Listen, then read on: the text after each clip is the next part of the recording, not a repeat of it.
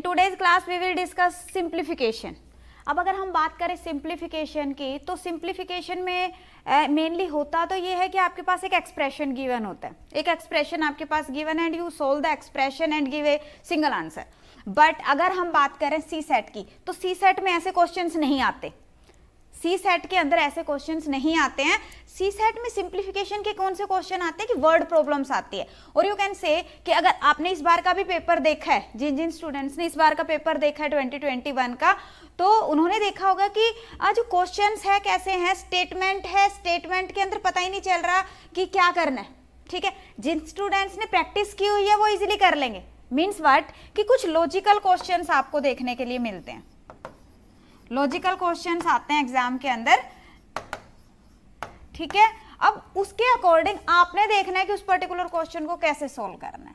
You can say कि जो simplification की वर्ड प्रॉब्लम्स मैं करवा रही हूँ, कुछ लोग उसको कंसीडर करते हैं this is arithmetic reasoning. Arithmetic reasoning क्यों कहते हैं? रीजन बीइंग कि यहाँ पे जो क्वेश्चंस हैं उसके अंदर अर्थमेटिक का कंसेप्ट तो यूज हो रहा है, ऑब्वियसली मैथमेटिकल कंसेप्ट आपका यूज हो रहा है, बट वहां पे लॉजिक ज्यादा यूज हो रहा है, आपका लॉजिक ज्यादा यूज हो रहा है। तो जो स्टूडेंट लॉजिकली स्ट्रॉन्ग है वो इस तरह के क्वेश्चंस को इजीली कर लेते हैं। और आप ये मान के चलो आपके 8 से 10 क्वेश्चन 80 के अंदर से, 80 क्वेश्चन का आपका पेपर होता है, ठीक है, 80 के अंदर से you can expect 8 to 10 questions like this. Okay, अब यहाँ पे बात आ रही है कि हाँ जी जो क्वेश्चंस आएंगे, अब एज इट इज तो स्टेटमेंट मैं भी नहीं बता सकती कि क्या स्टेटमेंट होगी, बट जो सिंप्लीफिकेशन पे क्वेश्चंस बनते हैं, जो क्वेश्चंस सिंप्लीफिकेशन पे बनते हैं, बेसिकली वो किस में से आते हैं? या तो उसके अंदर फ्रैक्शन का कंसेप्ट यूज हो रहा होता है, क्या होता है, there may be fraction concept, okay, और there may be some equational questions. Equational question means what कि जो स्टेटमेंट है, स्टेटमेंट को पढ़ के आप जब स्टेटमेंट को रीड कर रहे हो, इन दैट केस आप उसके अकॉर्डिंग इक्वेशंस बना लेते हो एक्स वाई के फॉर्म में। ठीक है, और जब आपके पास में इक्वेशन बन जाती है फिर आप उसको सोल्व कर लेते हैं and then you find out the answer. Okay, तो इस तरह के क्वेश्चंस भी आ जाते हैं जो कि इक्वेशन के ऊपर बेस्ड है। और कैसे क्वेश्चंस आ जाते हैं? और क्वेश्चन आ जाते हैं आपके स्क्वायर रूट पे बेस्ड क्वेश्चन आ जाते हैं। हाँ जी, स्क्वायर रूट पे बेस्ड क्वेश्चन आ जाते हैं स्टेटमेंट की फॉर्म में, तो वो भी आपके इसके अंदर इंक्लूड हो जाते हैं। और कैसे क्वेश्चन आएंगे?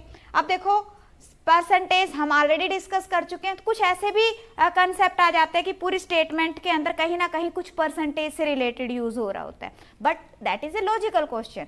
ओके, तो उस केस के अंदर परसेंटेज का कंसेप्ट हो सकता है, रेशियो एंड प्रोपोर्शन का कंसेप्ट हो सकता है, and there are some miscellaneous types also.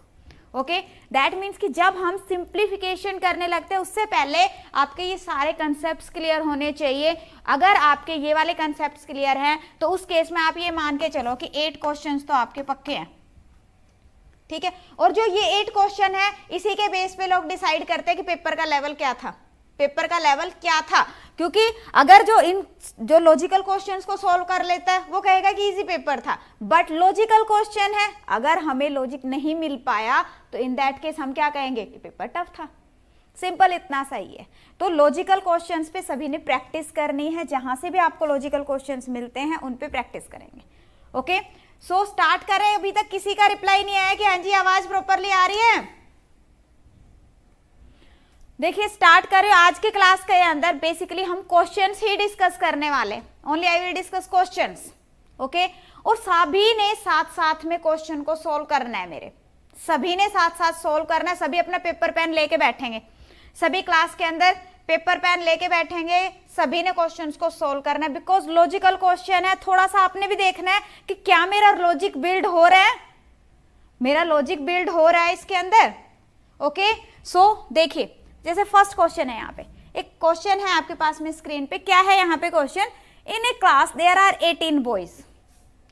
मैं ये नहीं कहूंगी कि एज इट इज क्वेश्चन आएगा एग्जाम के अंदर, बट यहां से हमारा थोड़ा लॉजिक क्लियर हो जाएगा, हमें लॉजिक बिल्ड करना आ जाएगा कि ऐसे क्वेश्चंस को कैसे हमने सोल्व करना है।